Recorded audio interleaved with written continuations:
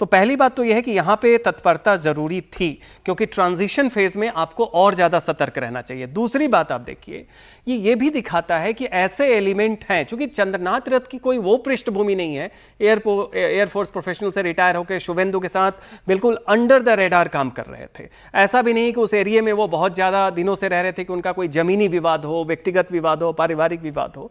तो ऐसा लगता है कि ये जो भी हुआ है एक पॉलिटिकल मर्डर है। तो पॉलिटिकल मर्डर हमने कहा कि वो लो हैंगिंग फ्रूट थे, क्योंकि बाकी के पास जेट सिक्योरिटी है तो आप उसके एसोसिएट को मारे।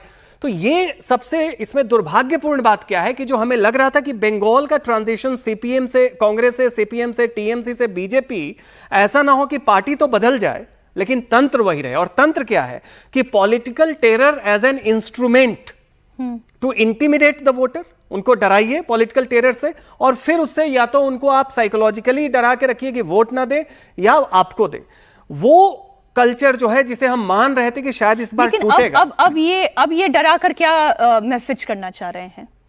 अब जो ये डर पैदा करना चाह रहे हैं, अगर ये टीएमसी नहीं किया, मैं केवल एक क्वेश्चन मार्क के साथ इस सवाल को लेकर आ रही हूं, और अगर ये टीएमसी नहीं भी है, जो गुंडा तंत्र सिंडिकेट यहां काम कर रहा है, अगर वो ये करना चाह रहा है, तो ये किसे डराना चाह रहा है? बीजेपी को, शुभेंदु अधिकारी को? नहीं, ये एक जनमानस को ये मैसेज देना है कि अगर आपको लगता है कि ये पॉलिटिकल मैंडेट बंगाल के पॉलिटिकल कल्चर और जो स्ट्रक्चर है वायलेंस का, उसको खत्म कर दिया है, तो शायद नहीं है। और उसकी सबसे बड़ी बात मुझे दिखता है कि इस बार जो मेथड है वो बड़ा ही डिफरेंट है। ये पॉलिटिकल वायलेंस पुराने ढर्रे में नहीं है कि कार्यकर्ता और नामजद लोग जाके, नेता लोग जाके कर रहे हैं।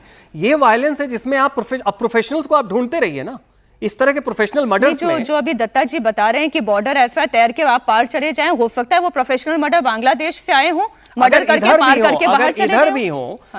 क्या उन्होंने मास्क पहन रखा था, कैसे थे? सवाल है कि जब वो इनविजिबल हो जाता है, जब आप इस पार्टी का एमएलए, पहले हम जानते थे सीपीएम और कांग्रेस या टीएमसी और सीपीएम का वायलेंस में, आप उसे सिद्ध करें या ना करें, कानूनी तौर पे आप कहते थे कि ये नेता शामिल है, ये कार्यकर्ता शामिल था, उस व्यक्ति ने अमुक किया, अमुक किया। इसमें तो ये तो एक प्रोफेशनल कॉन्ट्रैक्ट किलर्स के द्वारा मर्डर करवाया जा रहा है।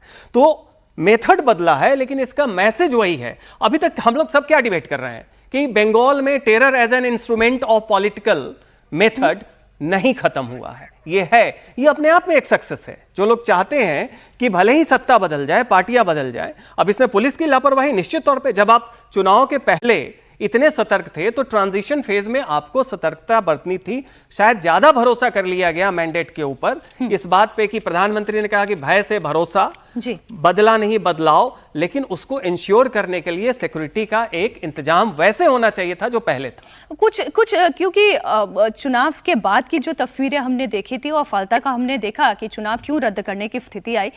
दत्ता जी, ये जो अभिषेक बनर्जी का नाम बार बार लिया जा रहा है, या जेके मॉडल का नाम जैसे आप ले रहे थे, या कुछ इस तरीके की बातें जो लगातार बीजेपी के नेताओं के द्वारा भी उठाई जा रही थी, बार बार पिन पॉइंट अभिषेक बनर्जी पर, तो एक हिस्सा ये हो सकता है कि भाई राजनीतिक आरोप है और ये सबसे आसान होता है कि आप राजनीतिक आरोप लगा दें, लेकिन वाया अभिषेक बनर्जी, हमेशा अभिषेक बनर्जी का नाम क्यों सेंटर पॉइंट पे आ जाता है?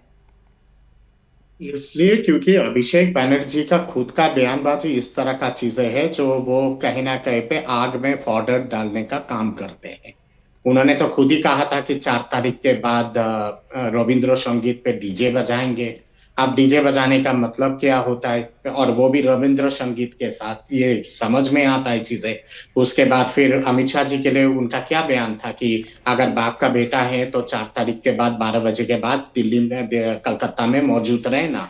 दत्ता जी, मैं माफी के साथ आपको रोक रही हूं क्योंकि एक बड़ी तस्वीर आ रही है